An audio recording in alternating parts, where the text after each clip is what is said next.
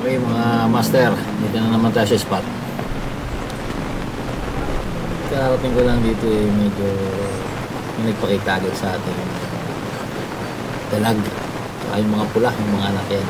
Pag may nakita kang maliit na pula, andyan yung sinyalis na andyan yung ina. Ay, ang laki yun yan. Ayan po. Papakita na po yung ulo ng ang lapad. So medyo maligat na siya. Mas may sipat na muna natin na moving yung target ko. Medyo nakaka-accept ko.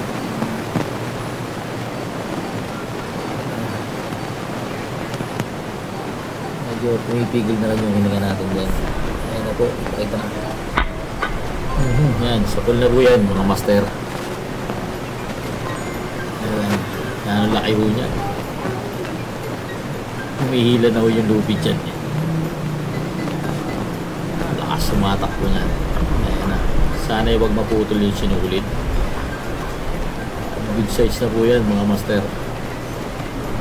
Ayan, sumabit ko sa sa mga damo. Kaya anong bigat po ng paghihila niya. Pari ko yung kulang-kulang na 1 kilo. Unang isda po natin yan yung August 21.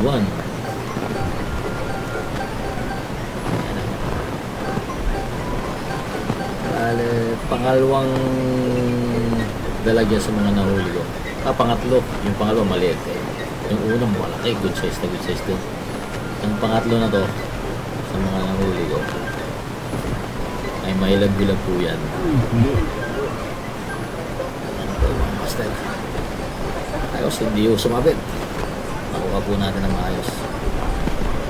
Lasa.